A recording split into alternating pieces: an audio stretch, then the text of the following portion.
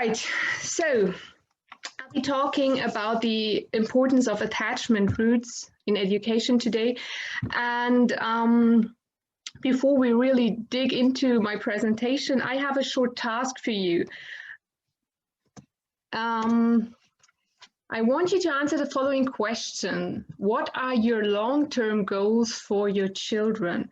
No matter if you have children, if they are small or already grown up, or if you do not have children, what are your goals for them when they are, or what were your goals for them when they are grown up? Which adjectives or phrases come into your mind when you think about how your children shall become, or how you thought when they were younger they should become, or how you think your future children shall become? Which qualities do you want to see in your child? Nice can be one of these examples. Okay. So no matter where on this planet you ask this question, you get almost everywhere the same results. I've listed some of them, and some of them, for some of these answers, have also been in your answers in the chat box. So children want their parents want their children to be happy, balanced, self-confident, healthy, caring, responsible, confident, and so on. And in a Christian context, we also hear a lot of the parents wanting their children to be merciful, loving God, following Christ, faithful, we read a lot of times, and so on. So I like to think about the following question. How are we treating our children on a daily basis? For example, what have you hissed? Oh, I'm just getting some, okay. What have you hissed in their ear yesterday in the supermarket when they didn't stop asking for a certain toy or something sweet? How was the look on your face when you have seen the latest outfit of your teenage daughter she wanted to wear to church? Does your parenting style help your children to grow into a person, as we described just a second before, or is it rather the opposite? Imagine the following situation. You are in the hallway of your child's school, and when you are going down the hallway around the next corner, you can hear two other parents talking about your child. Which sentence would you like to hear? Which description of your child would make you happy? I think and hope it would not be the words, "Wow, this child does everything you tell him or her to do and never objects." The key question is, do we sometimes act as if this is what counts most to us? With this list of adjectives above, we have described the characteristics of a mature person. And as I just said, often we use the wrong methods to try to achieve this maturity, to make mature adults out of our immature children. The methods we use are not only ineffective, but they are often harmful. We use these methods because we ourselves, although adults, are immature. In our time together, I will show you today, I want to show you how children can become fully mature adults, why probably nobody is a fully mature person, and that Jesus is dealing with us the same way that we should deal with our children. The key word of my presentation is attachment. Everything I am presenting is related to attachment, and I'm convinced that when operating through attachment with our children, this is how Jesus would operate with them and how he is operating with us too. The striving for attachment is the desire to feel connected to others and to be in community. Every human being carries within him or herself this striving for attachment from the very beginning. It is innate. Already in paradise, Adam saw that everything was perfect, but nevertheless he longed for his own kind, someone with whom he could share life and be connected. Attachment is, you can call attachment an engine for our relationships, and we need to bond with others. Adults can bond with others in several ways. Children are just learning to do so. During the first 6 to 7 years of life, under good conditions, they complete all 6 stages of attachment that are necessary to become a mature and healthy person. The material I'm presenting has been developed by developmental psychologist Dr. Gordon Neufeld from Canada. So let's start with the first stage. The first stage that happens during the first year of life is the stage of proximity. Babies are fully dependent on their parents. They cannot walk, they cannot provide themselves with food, and so on. So they spend the entire first year of their life in the immediate vicinity of their most important attachment figure or figures. They absorb them with all their senses and thus bond with them. Cuddling, kissing, being carried, being sung to, but also breastfeeding, sucking on thumbs, grabbing things, grabbing hair or whatever, arms. This is how little children, babies, how they bond. And it is the only way that children under one are bonding. And this is why they often cry for closeness, and why mothers, no matter if breastfeeding or not, are feeding them close to their body. When they move on to the next stage of attachment around their first birthday, it is still the case that attachment through closeness remains one of the most essential types of attachment throughout our lives. And I think we all know this since corona pandemic has struck the whole world. We all know how important proximity and closeness, being with each other, hugging, being together actually is to us. So there are some problematic educational practices that we can learn from this first stage of bonding. I will just give some examples, some quick examples. One that is especially true for the first year of life is sleep training for babies. We still have people inside and outside of church who hold the opinion that a child has to learn to sleep alone for a certain uninterrupted number of hours in his or her room when they are still very young. Babies that are subjected to such training experience panic that can be so extreme as to lead to fear of death. This method normally works because the body shuts down to secure survival, and when the body shuts down, the baby falls asleep. What babies are experiencing when they are undergoing such training is a heightened level of stress. More cortisol is released into the blood circle, and they have a high level of panic. And at some point, the body can no longer sustain or can no longer endure this level of stress. So it has to shut down to make sure that the child survives and that it does not die. And this is how this method works. Another method, another problematic educational practice are punishments that have to do with separation. So we just said that closeness is very essential, not only with babies, but also later on in life. So if you're sending your toddler or to a timeout to go away, go into your room and think about what you have done.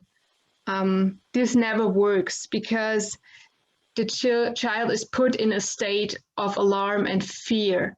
And if it is separated from an attachment figure. And so the brain cannot learn nothing. It cannot learn anything if the child is separated from a caregiver. In a state of alarm and fear, you cannot learn. Yeah, I said that the important form of attachment is interrupted. Let's move on to the second stage. After the baby has learned to walk and is not anymore in close contact with the parents all the time, a second form of attachment develops. Children start to do what they see their parents doing. So they now start bonding and attaching by sameness. They are imitating and emulating their most important caregivers. This is highly significant and essential for the transmission of language and culture. This is how children learn language. And I guess you all know this, or you've heard of this, the mirror neurons kick in. You can see similar patterns in the brain, similar patterns of activity when watching a process as when actually performing it. So the child imitates his nearest attachment figures. They imitate words, actions, gestures, facial expressions, and so on. And they have quite some endurance while doing so. I remember my daughter, when she was 2 years old, my father-in-law was mowing the lawn, and she grabbed her little plastic lawn mower, and for over half an hour, she went beside him and she mowed the lawn with him she did as he did. And this form of attachment can be found everywhere, also later with older children and adolescents, of course. Not only in 1-year-olds or 2-year-olds. It is especially prominent during school age. Children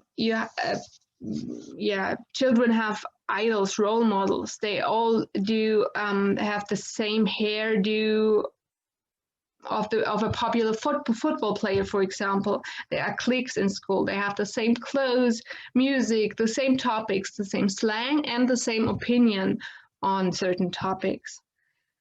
So these stages that we are talking about, they do not disappear after they have been reached. They add to each other.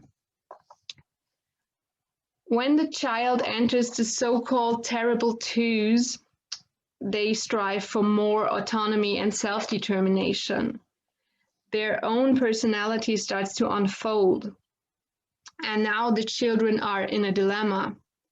They do not always want to do the same as the parents do. They want to live out their individuality, but on the other hand, maintain the attachment to their parents and caregivers.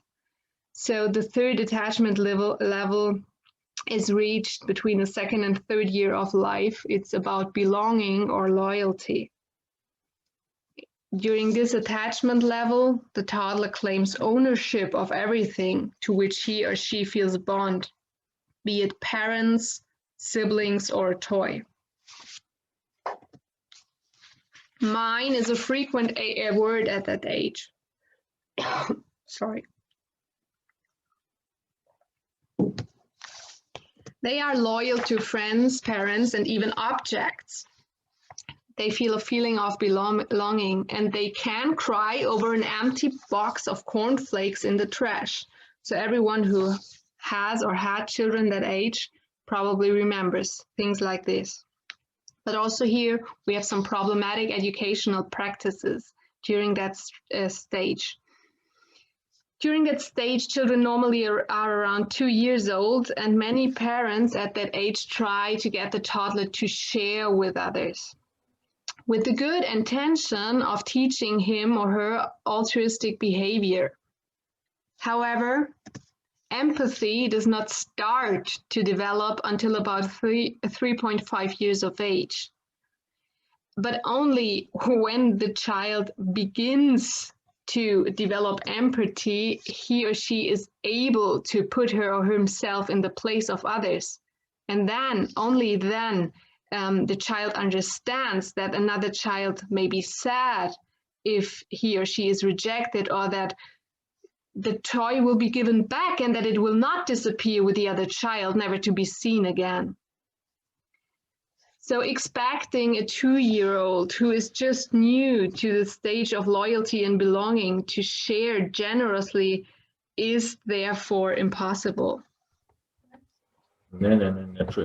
For children at this age, it is important that certain things belong to them, that they can dispose of, and that they are also allowed to deny to others.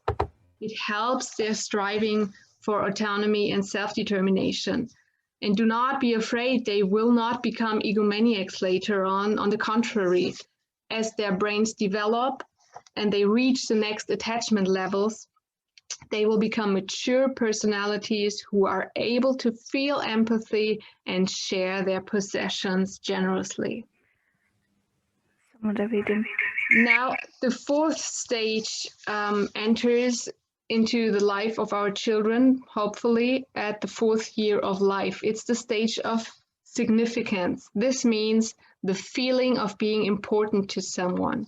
When we are important to someone, this ensures closeness and connection. Children want to experience their being meaningful in the life of their caregivers. They want to please and seek approval. They help with chores. And "Mommy, look what I can do" is often heard at that stage. At this point, it is important to note that children become vulnerable. That doesn't mean that you cannot damage, that you can't do damage to their psyche before. But now this vulnerability is especially important. We come back to that later. They are now extremely susceptible to rejection, disapproving looks, and so on. And they suffer as a result when they are receiving rejection or looks, so on. The next stage, the next stage is the stage of love. When children are taught that they are valuable to someone in stage 4, they enter the love stage between the ages of 4 and 5. Feelings of affection, warmth, and love play a role in all attachment stages. It's clear. But now, the child intensely strives for emotional closeness. If this emotional closeness is experienced, they can tolerate physical separation from their parents better and still maintain their attachment to them. So they can hold on to the feeling of being loved. At that age, children often declare their love and they mean it. Before, when they're younger, they also declare their love, but it's merely done out of imitation. Now it's really, there's something behind that. They understand it more. The 6th stage is entered normally between the age of 5 and 6. It's the stage of being known. Many children, and thus many adults, fail to reach stages 4 to 6. And so they also fail to reach the 6th attachment level. In this attachment level, the child feels seen and heard. He or she is sharing all their secrets with their closest attachment figures. Because secrets that are not shared would otherwise be experienced as a loss of closeness, which the child wants to avoid. Being known is both the deepest and rarest form of intimacy, and the reason why so many of us, even with our loved ones, are hesitant to talk about our deepest insecurities and concerns. Yet there is no greater closeness than the feeling of being trusted by someone and welcome at any time, and of being liked, accepted, and embraced by them just as you are. It is clear that if you have not experienced level 6 attachment with your parents or other caregivers as a child, then and you have not completed the stages of attachment later in life, you cannot experience these stages in your relationship to Jesus. If you are not mature, if you're not a mature person, you have never experienced this, and then although you profess, you proclaim Jesus as your friend, as your personal savior, as someone who you can trust with all your heart, you are, even if you go onto, you're standing in front of your church and you're saying, I am accepted, I am embraced, I'm liked by Jesus, he knows me, he likes me, he loves me. But if you have never really experienced this, either as a child or you have later healed from experiences in your childhood and experienced it later, and you have not really been healed by Jesus later, we can proclaim it a lot, but we cannot really, we do not really feel this. This is why these stages, and especially the last stage for our children, is so important. I hope this will be a little bit more clear if we look at the next slide. How can we complete all 6 stages? So the first 3 stages, proximity, sameness, and belonging or loyalty, children slip automatically, more or less automatically, into these first 3 attachment levels. These are the visible stages. We see that people are imitating their parents. We see that children say mine, mine. We see these stages. They are the visible stages. Whereas stages 4 to 6 are not so visible. Things become more complicated. A new attachment stage can only be reached if the previous one has been successfully saturated. Because of increasing degree of vulnerability, many children do not successfully pass through all attachment stages. And then, as adolescents and adults, they have only the most basic types of attachment. So there are a lot of people running around in our world, inside and outside of church, who are only attaching to others with help of the first 3 attachment stages. I will give you some examples. How can you spot non-completion? You all know adults who constantly want to prove to themselves and others that they are important and significant, who almost beg for recognition with their constant stories of their accomplished deeds. You also know people, on the other hand, who seem extremely cool and emotionally distant. They do not show emotions or other weaknesses. But also, and I think now that's the most interesting part for you now, we have a lot of church members. What's going on in church, attachment in church, most often only happens on levels 1 to 3. So we often only attach by closeness. We're together in church. Sameness, we believe the same, and we are loyal to each other. We belong there. These are all nice things and absolutely necessary, as I told you before. But sometimes a problem may arise. For example, what happens if there's a member or maybe a guest in our church who holds positions that do not fit? Maybe a new theological idea, a different view on how to deal with the pandemic, whatever. You can think of yourself, for yourself, of other examples. What happens if we only attach by levels 1 to 3 is the following. Oftentimes, it leads to arguments, disharmony, and in the end, expulsion, or two groups in the extreme. Two groups can emerge. So it comes to a division. Sometimes it's not even visible. It's not like, there's a new church and the churches are separating and then we have two churches out of one church. Sometimes, or in most cases, this division is inside one church and you have the different groups. I do not mean to say hereby that we shall just accept any new theological idea only to keep the attachment with other members. But are we even able to connect with others on higher levels of attachment, which mean on levels 4 to 6? This means, can we show appreciation to others even if we do not share their view on something? Can we still have community with them? If you have found part of yourself in these examples, these are strong indications that not all attachment stages have been completed, and thus a mature personality has not been developed. I do find myself here in some parts, and I think most of us do.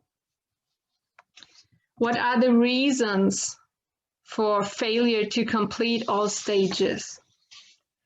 The reasons are various.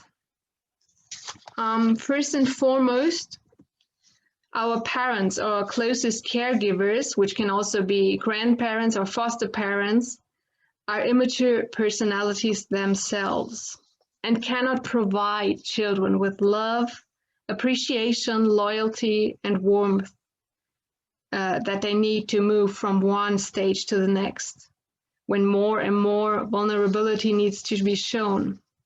And yes, to some smaller or larger extent, we all are immature and thus all hinder our children more or less to complete all 6 stages. We all have this inside of us for a bigger or lesser part. Sentences like, "There's no reason to cry right now. Stop crying. This is your own fault that the toy is broken now. If you don't stop your tantrum right now, there will be no dessert later. Go to your room and come back after you've calmed down. Jesus does not like children that are crying or angry." All these sentences that we may have uttered to our children in one way or another, with all these sentences, children learn to suppress their emotions in order to avoid punishment or because they want to be liked by their parents. And all this helps, makes them armor or harden their hearts. They have to learn not to be vulnerable, otherwise their system would break down. We are all more or less hardened, and we all possess more or less of a heart of stone, and we all need Jesus to give us a heart of flesh, which is a soft heart. All right.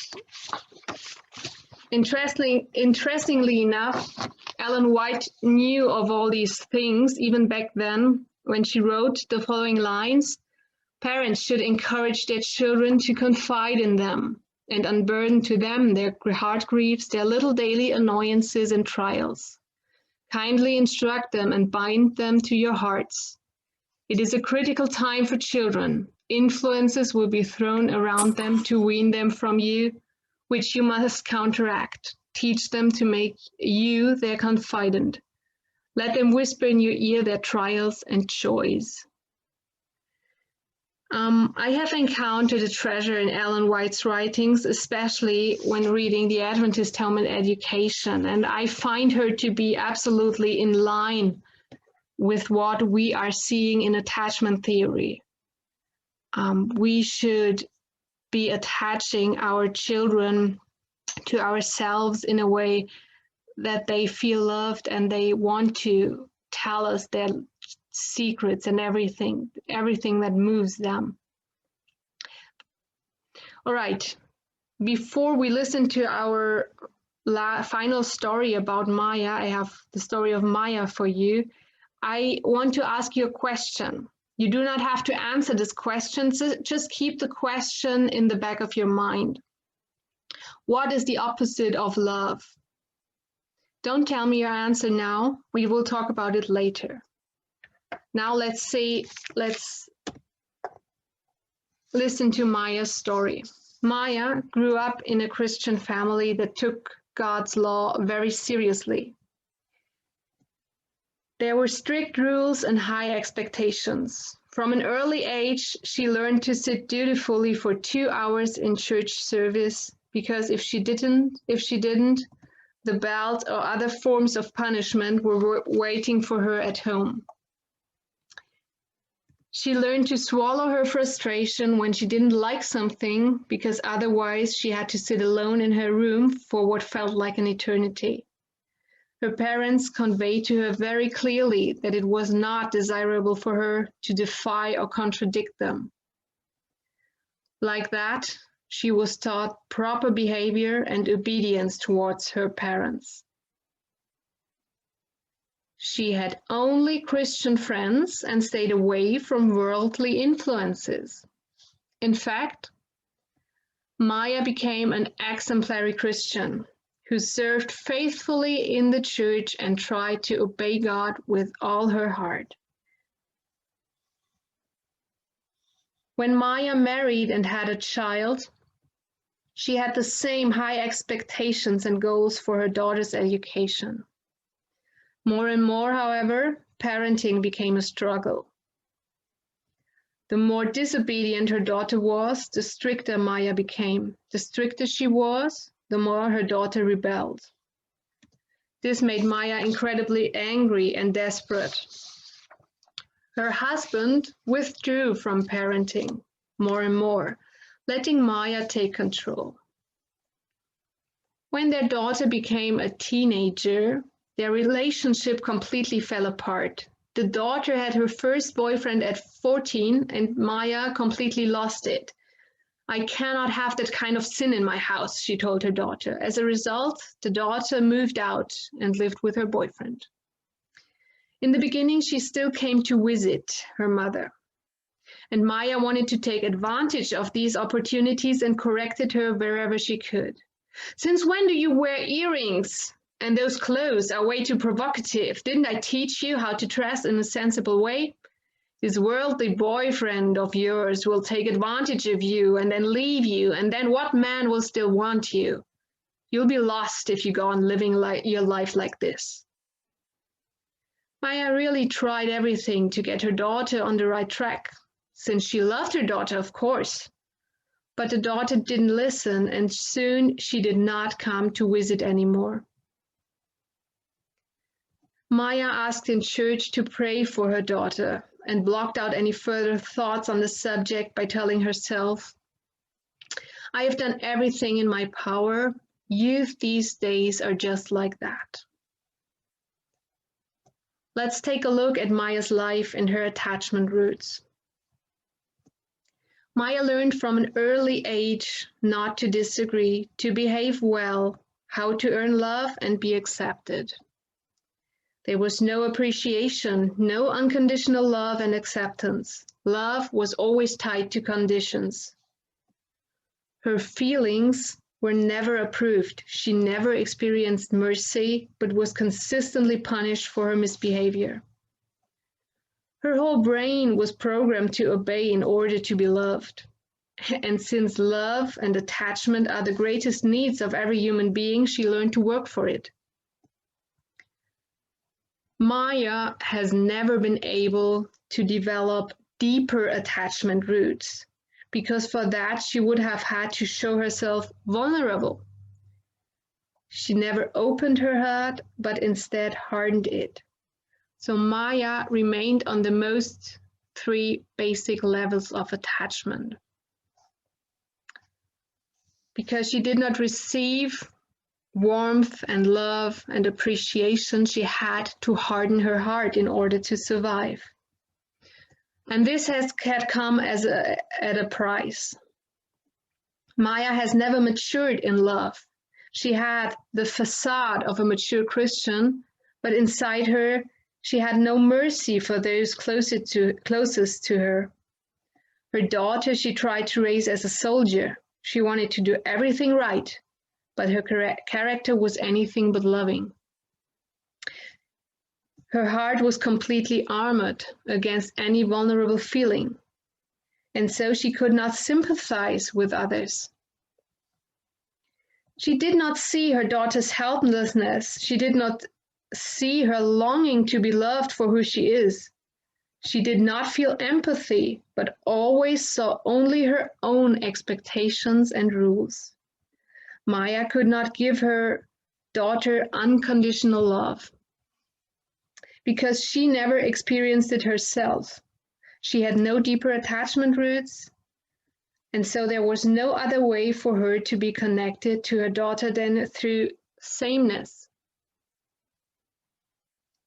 As long as her daughter lived and believed differently from her, she was a stranger to Maya who had to be straightened out to fit into her ideas so that Maya could feel connected to her.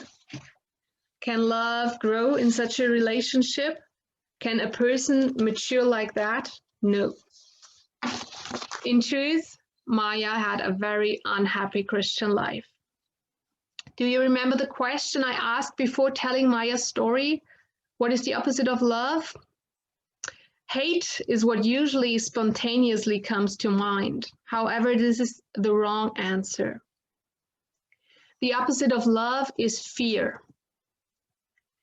From these two basic emotions spring other feelings, such as joy, peace, kindness, ease, patience, contentment, and trust, and so on, for love, and shame, worry, rejection, panic, hatred, jealousy, and so on for fear. Maya was immature, and thus, though probably proclaiming so, never experienced what it really means to rest in God's love. The basic emotion that drove her was not love, it was fear. If Maya could come to know the God of love, her heart would change. She would no longer have to struggle to do everything right. The pressure and fear inside of her would fall away and she would be at peace. She would finally feel what kind of compulsion she was putting on her daughter, that her love was not real love.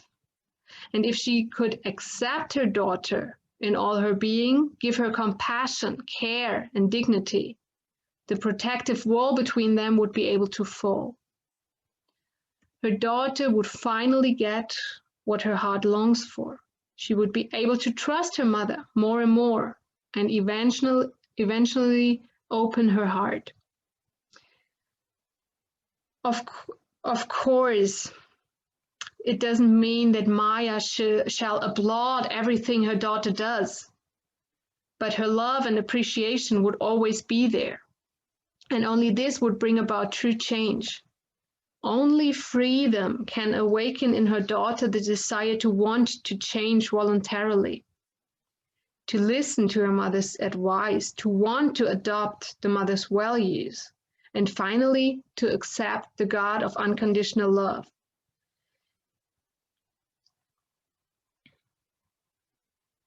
Do we see here that this mature way of parenting is the way that Jesus is dealing with us?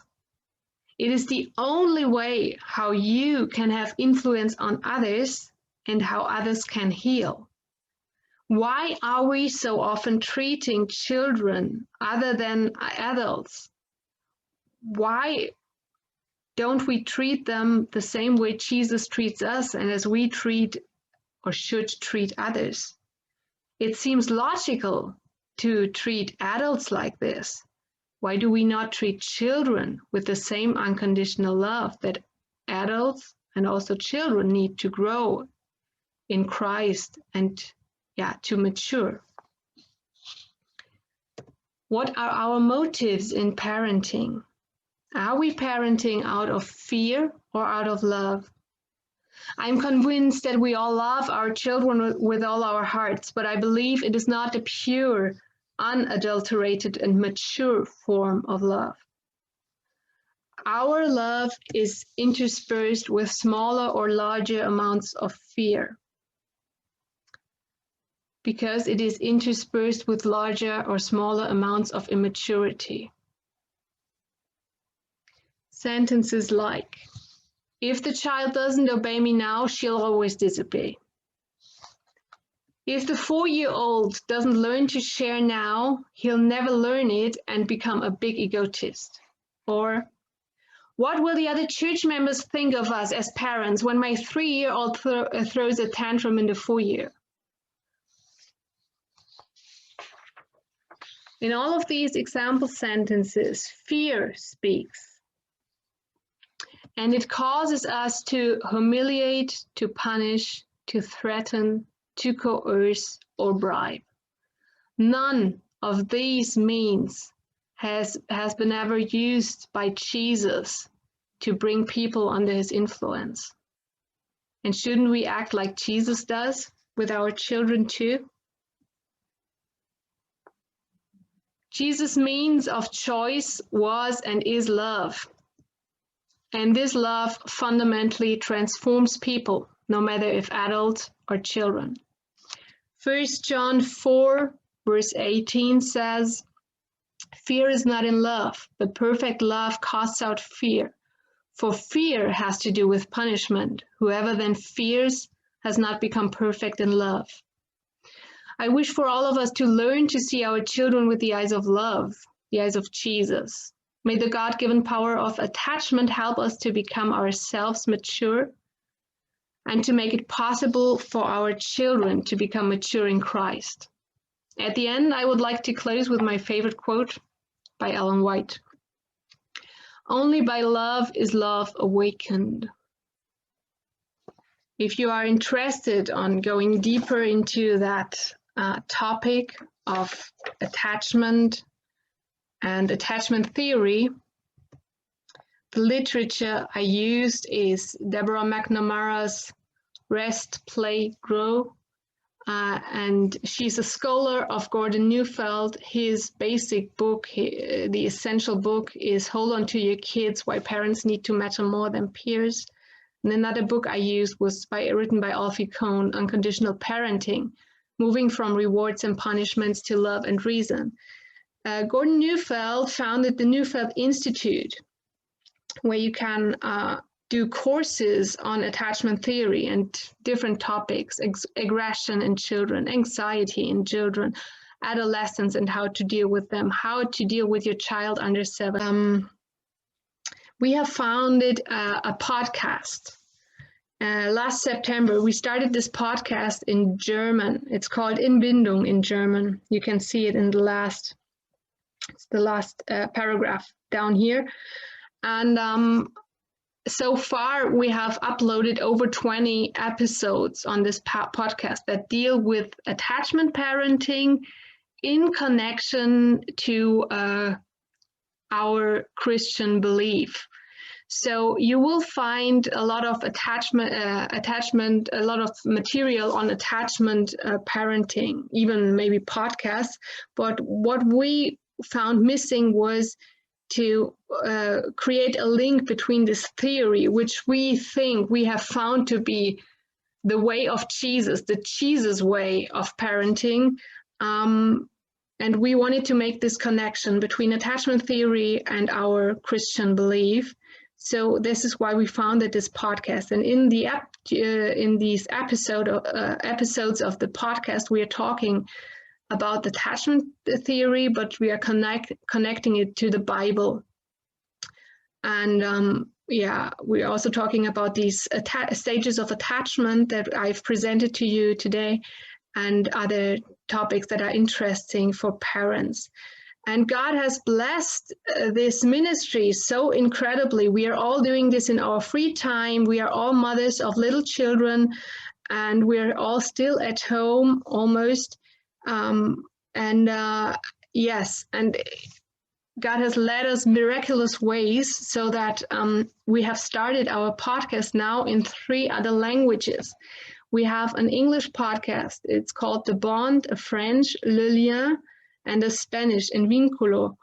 And in these other languages, 3 episodes are up already, but more are to come in a rhythm of every 2 weeks. More podcasts are about to come. Episodes, and yeah, they will also talk more about attachment theory and our belief. So if you are interested in these materials, check out the podcast. We are also on YouTube for those who do not like Spotify or other podcast providers.